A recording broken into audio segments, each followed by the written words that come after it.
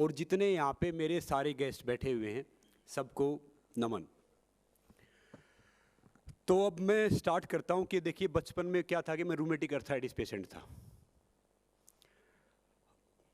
पहले जब छोटा था गांव से आए, वहाँ पे फैसिलिटी इतनी होती थी नहीं, पैरों में दर्द स्टार्ट हुआ, धीरे धीरे बीमारी आगे आई, पता नहीं होता था।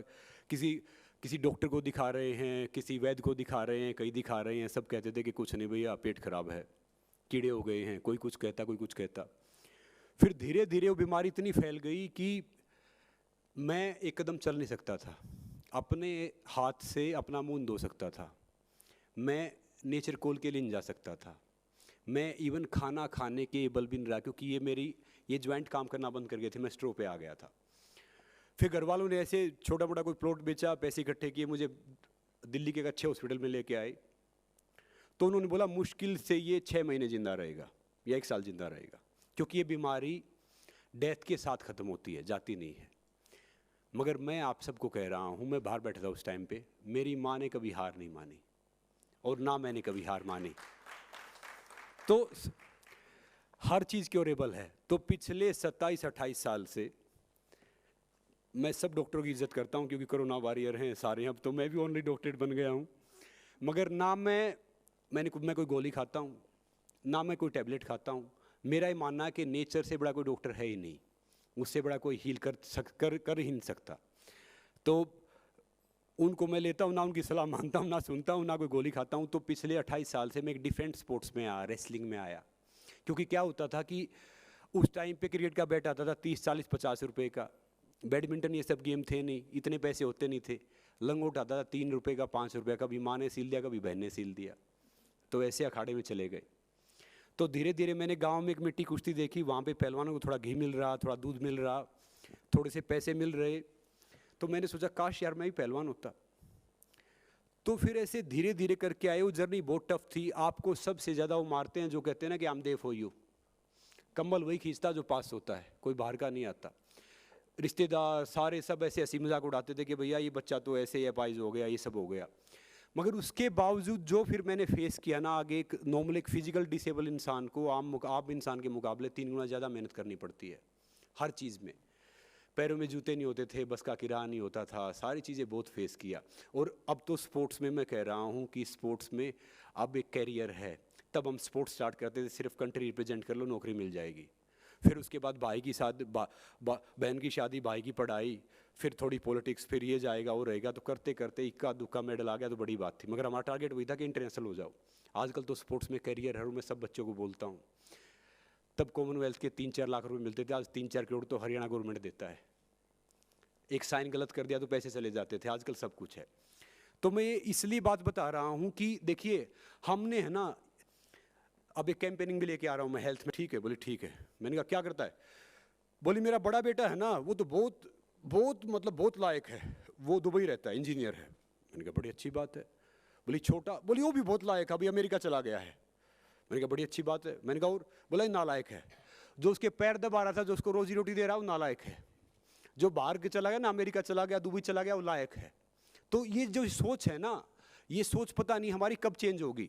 अब कोरोना हुआ, मैं मुंबई एक टावर में रहता हूँ, वो कम से कम 1000-2000 करोड़ के वो होंगे। उसके 2 बेटे, एक स्विट्जरलैंड में, एक अमेरिका में।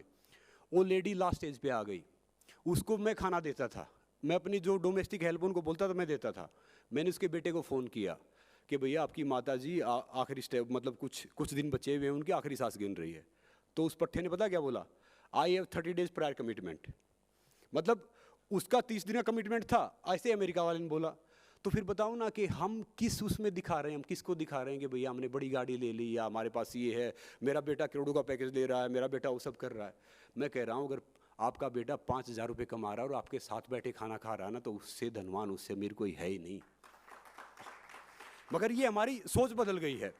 फिर आते न्यूट्रिशन पे, हेल्थ पे, हम सोचते थे कि भैया सारी चीज़ सही है। मैं कह रहा हूँ कितना विटामिन खा लो, कितना प्रोटीन खा लो, घी दूध सब कुछ ले लो, अगर आप सूखी रोटी प्याज खुश हो खाते हैं ना, तो उससे बड़ा विटामिन, उससे बड़ा प्रोटीन, उससे बड़ा मिनरल है ही नहीं।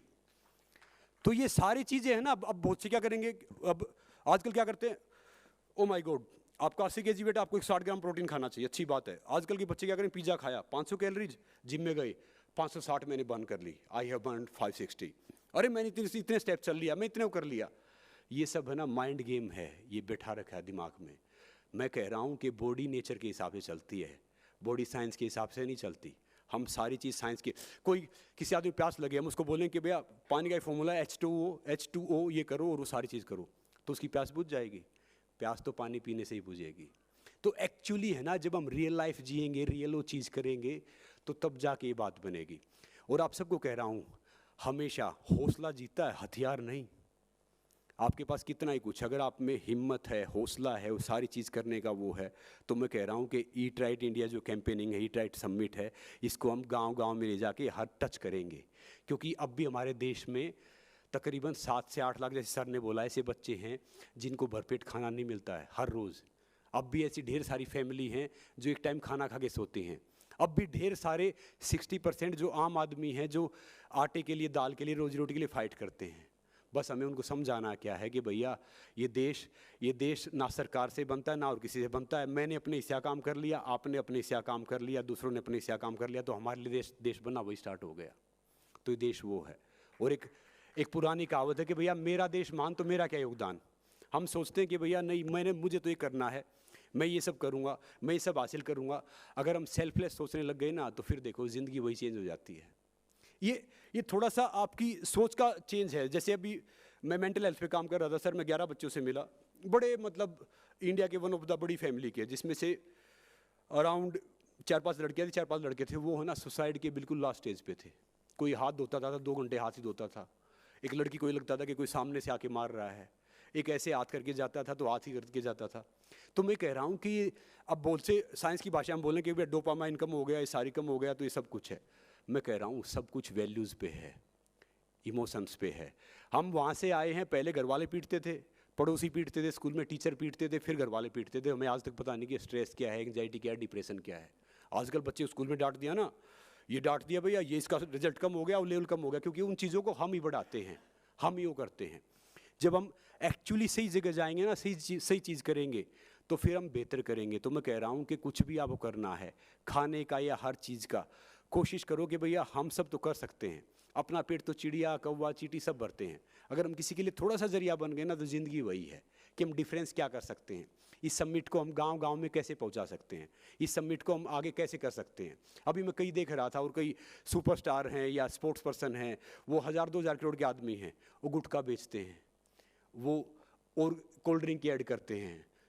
पद्मश्री भी उनमें से कई से मैंने भी लिखा, भी स्वस्थ भारत की बात करते हैं, फिट इंडिया की बात करते हैं।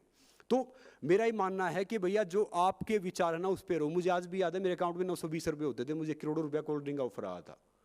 वो मैंने इसलिए छोड़ा था कि मान लो अगर मुझे एक बच्चा फॉलो कर रहा था, मैं उसको जहर पिला रहा हूँ, मेरे हिसाब से ये मैंने माना था। तो हम सब अपनी जिम्मेदारी लेंगे ना, तो हम ईट इंडिया ईट इंडिया ये ईट राइट समिट है, या अपना इसको हम है ना पता नहीं कहाँ से कहाँ लेके जाएंगे, बहुत आगे लेके जाएंगे। बस ये है कि सोचना हमें है।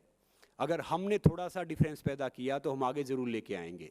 नो डाउट आपको प्रोटीन, मिनरल, विटामिन खाना बहुत ज़रूरी होता है, ये आपकी सेहत के लिए अच्छा है, हर चीज़ के लिए अच्छा है। मगर क्या है कि 95% है ना इसे नीचे नीचे खाते हैं, जो 5% है ना वो इसको खिलाते हैं।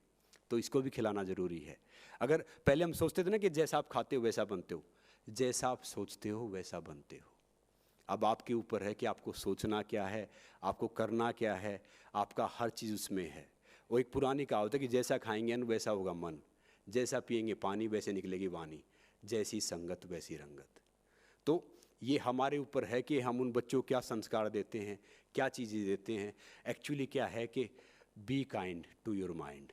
हम बच्चों को सिखाते हैं, हम ना उनको वो बना देते हैं, घोड़ा बना देते हैं। अब क्या होता है, किसी बच्चे को है ना बनना होता है डॉक्टर, उसको इंजीनियर बनेगा, ये वो बनेगा, ये तीसरी चीज़ बनेगा। हम उसे पूछते नहीं कि आपको क्या करना है, आपको क्या बनना है। अगर मान लो कोई खुश है बाहर बैठ के, बाहर स्ट्रगल करके, अगर उसको आपको इतना बड़ा कर दिया, उसको आप चाहे कितना ही बड़ी पदवी दे दो, चला जाएगा। और ये इमोशन का खेल है। मैं 1-2 मिनट और लूँगा, शायद मैं ना करूँ तो। एक 1960 में केविन कार्टर करके एक फोटोग्राफर पैदा हुआ। 1983 में सूडान में भूकंप आ गया, ऐसे सूखा पड़ गया, भूकंप आ गया। एक बच्चा, उसकी फ़ोटो इंटरनेट पे आप जाके देखना, वो बच्चा ऐसे गिरने वाला था और एक गिद्ध वहाँ पे बैठा हुआ था। उसने फ़ोटो खींची, वो फ़ोटो इतनी वायरल हो गई कि उसको नोबेल पुरस्कार होता है ऐसे फोटोग्राफी का, कोई पुलित्ज़र पुरस्कार था उसको मिला।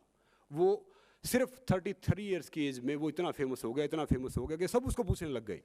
एक प्रेस कॉन्फ्रेंस हो गई, एक पत्रकार ने पूछा कि भैया जो वो बच्चा था उसका क्या हुआ? तो बोला कि मैं जल्दी में था, मैंने देखा नहीं। तो 1983 में उसने बात पूछी और उसने एक लाइन लिखा कि उस फोटो में ना एक गिद्ध नहीं, 2 गिद्ध थे, एक वहाँ पे बैठा वेट कर रहा था, दूसरा फोटो खींच रहा था। तो वो है ना, वो इमोशन ऐसा काम किया कि विद इन 1 ईयर उसने सुसाइड कर लिया। 1984 में केविन कार्टर ने सुसाइड कर लिया। तो ये इमोशंस होते हैं।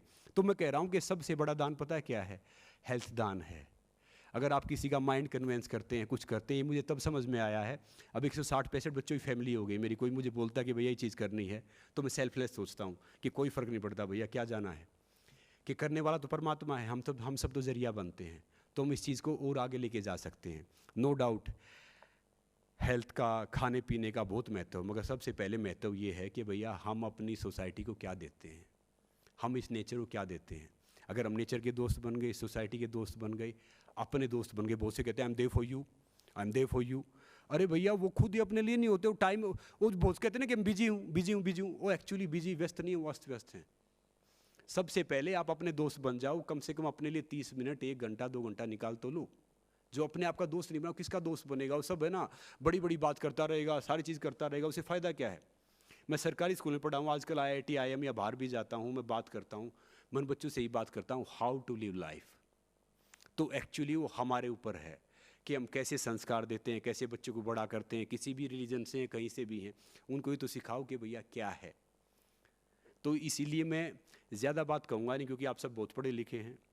मैं तो ऐसे ही DDMP हूँ सर, धक्कम धक्का मैट्रिक पास, फिर LLMP बना, लटक के MA पास किया, सारी चीज़ वही है। बाकी ये बहुत एक नोबल कोज है, नोबल कैंपेनिंग है।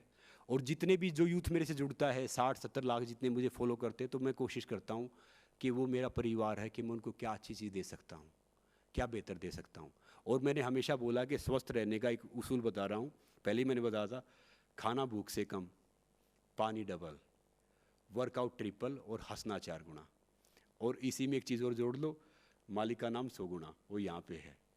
और भैया अपने माता पिता की, अपने गुरुजनों की, अपने से बड़ों की इज्जत करो, वही परमात्मा है, आपके अंदर परमात्मा है। तो मैं कह रहा हूँ कि ये जो ईट राइट जो ये कैंपेनिंग है, ये हर घर तक पहुँच जाएगा, बशर्ते। और मैंने एक बात और बोली हमेशा, चैंपियन कौन है? चैंपियन वो थोड़ी जो मेडल जीता, ट्रॉफी जीता, किसी पद पे आ गया, स्टार बन गया, वो सब कर दिया। चैंपियन वो जो लगातार कोशिश करता है, और वो चैंपियन हम सब में है, तो हमें वही डेवलप करना है। अब अपने एक ने मेरे से पूछा, एक पत्रकार ने, कि भैया इंडिया तो इतना बड़ा कंट्री है, आपके मेडल इतने क्यों नहीं आते? तो मैंने उनको बोला कि देखिए हम डेवलप हो रहे हैं, अभी स्पोर्टिंग नेशन पे जा रहे हैं, पहले इतना था नहीं। बोला फिर भी, मैंने दिक्कत ये है कि हमारे मेडल आते हैं ना, गलती से किसी मेडल आ जाए ना, मेडल पहन के रखता है, सोते हुए, जागते हुए, टॉयलेट करते हुए, वो निकाल के बाहर आता नहीं उसको सही तरीके से, कि मैं और मेडल कैसे लेके आऊँ। हम सब जिस पोस्ट पे पहुँच जाते हैं ना, तो क्या होता है कि आपका ये नहीं कि आप कितने बड़े बन गए, आपका बड़ापन तब है कि आप दे क्या रहे हो, जहाँ से आप आए हो, सोसाइटी क्या दे रहे हो, आप कंट्री क्या दे रहे हो। बाकी तो सब वो सारी चीज़ हो जाएंगी। और हमें यही समझना है, यही बदलाव लाना है, हमें बदला नहीं बदलाव लेके आना है। और बदलाव हम तब लेके आएंगे जब हम खुद से स्टार्ट करेंगे। कई भी, अब आजकल के बच्चों को पता है क्या मेन डिप्रेशन का क्या कारण है? कि सपने बड़े हैं, उनको पता ही नहीं कि भाई रास्ता कैसे पूरा करना है, कहाँ पहुँचना है, क्या करना। और चाहे कोई माता पिता है ना, वहाँ पे बैठा होगा, वो चाहे रिक्शा चला रहा है, बच्चे ने मांग लिया ना 5,000 शूज़ चाहिए, तो 5,000 शूज़ देगा उसको। वो उनको एहसास कराओ हर चीज़ का, उनको एहसास कराओ हर छोटी छोटी बड़ी बड़ी बातों का। तो मैं कह रहा हूँ कि ये सब कुछ हिट है, परफेक्ट है। जैसे अरुण सर को मैं देखता हूँ ना, कसम से ऐसा लगता है कि मतलब इस पोस्ट पे पहुँच के इतने हम्बल इंसान, इतनी अच्छी बातें करते हैं, इनोसी जी हैं, सारे हैं। तो मैं कह रहा हूँ कि हमें इन जैसे इंसानों से सीखना चाहिए कि भैया कहाँ जाके भी सिंपल लिविंग, हाई थिंकिंग। तो सब आप खुश रहो, परमात्मा आप सब खुश रखे। नमस्ते। Thank you Nidhi ji.